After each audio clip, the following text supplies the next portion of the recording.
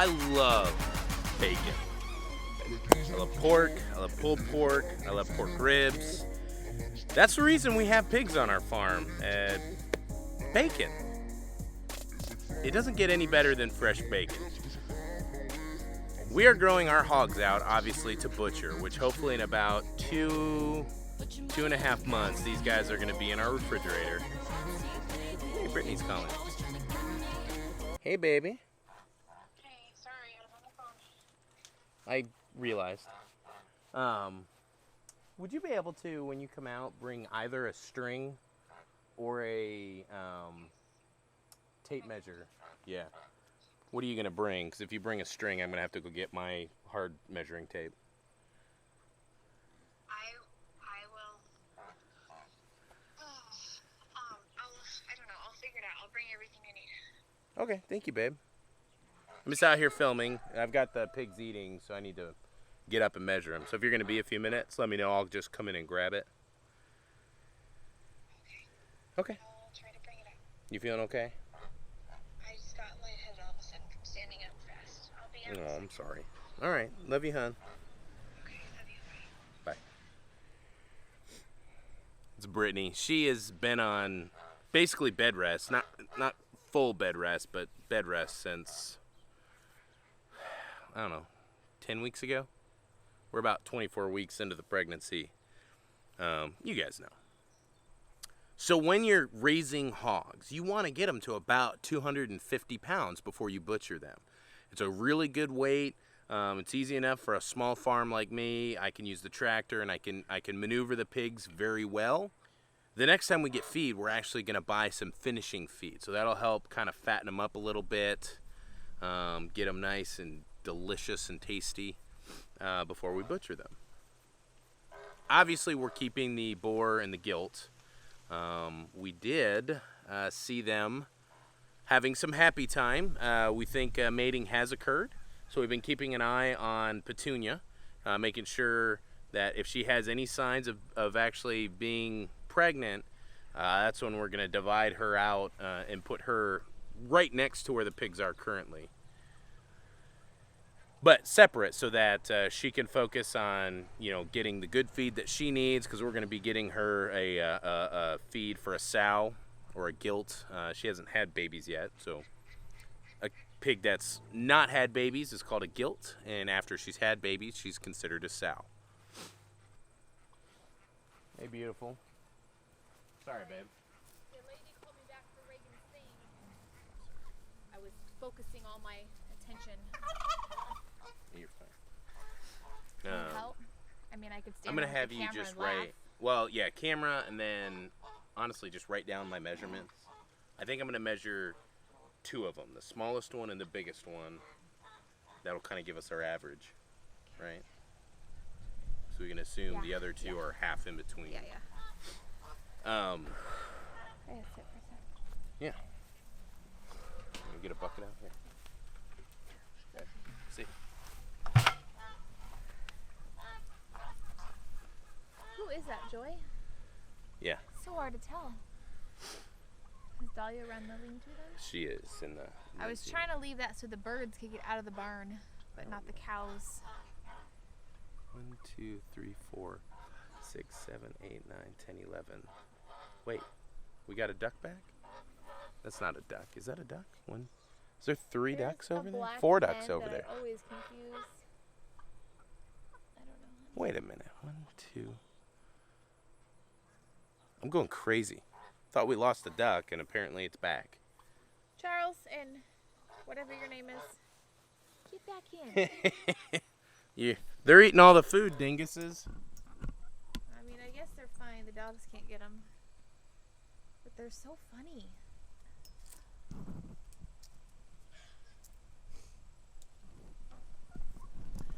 Anyways, I'll finish talking here in a sec, guys. I'm going to go measure our hogs, and then we're going to get to the point, I guess, of today's video.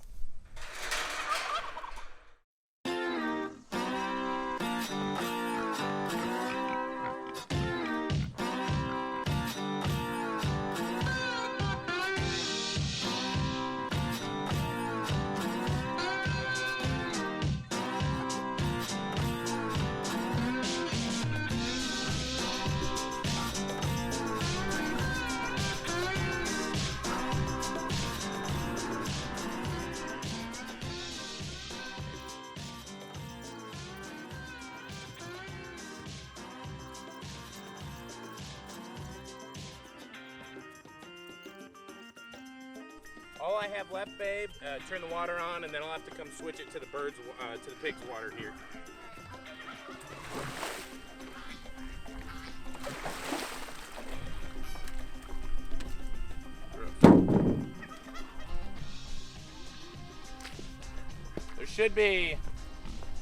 There should be 8 browns, not counting Roy. 7 brown and 4 black. Okay. What are the cayugas? Huh? Cayugas are which ones? The black ones. Ones that got like purple feathers. Yeah. Like the hen. 1, 2, 3, 4, Are 5, those 6, 7. hens over there? It looks like it.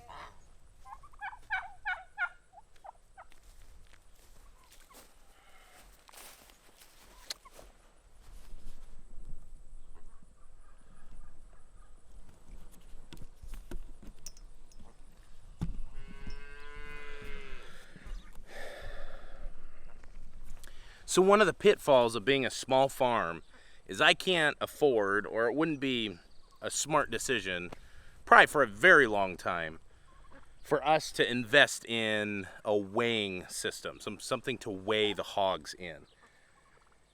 You have to get not only a scale, which can cost thousands of dollars, but you got to get like fencing to set like a channel for them to run through, like a small hallway, and you got to herd the pigs in one at a time, get it up on the scale, shut the front and back off so more pigs can't get in, but then that one can't get out.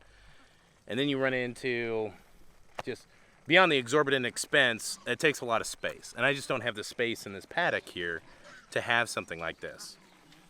So one of the workarounds that you can actually use is you can do 2 measurements. So the first measurement I'm doing is right behind their front legs. It's called their heart measurement. You're measuring like their chest area where the heart is. And you see how big around they are. And then you also take a measurement from their ears to the base of their tail. See how long they are that way.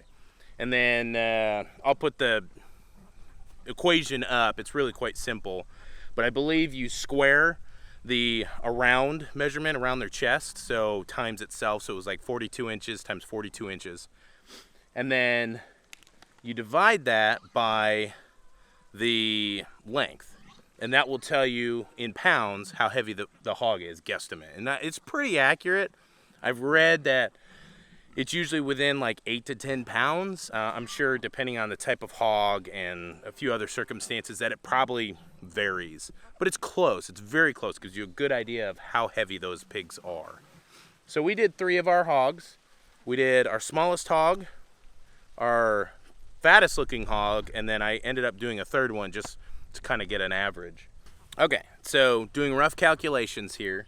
I was wrong the first time. So you take the heart girth and you square that, so that would have been 41.5 by 41.5, and then you multiply that by the length and divide by 400. So our larger pig is, let's see if you guys see this. There we go, 185.14 pounds. So let me calculate the other 2 real quick. It'll skip ahead for you guys, don't worry. Okay. The second one, which I thought was the smallest, is 185 pounds. And the last one, which I think is actually going to be the biggest,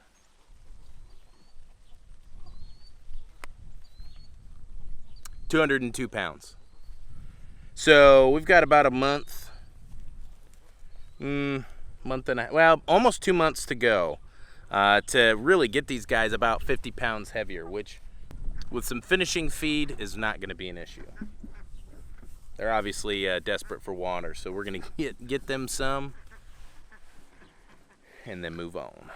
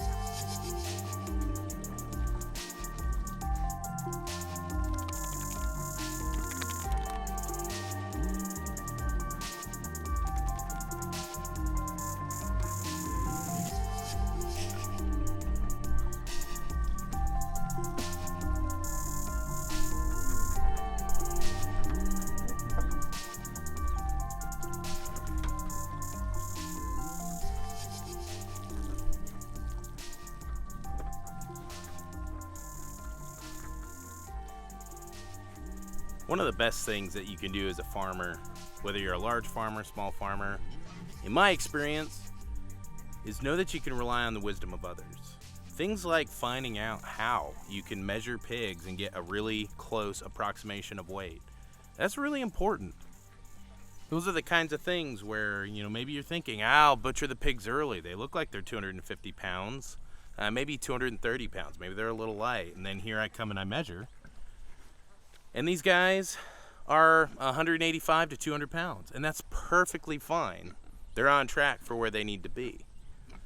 But knowing is half the battle. Being able to have something more tangible than just a guess allows me to be able to make smarter decisions as a farmer and be able to plan better.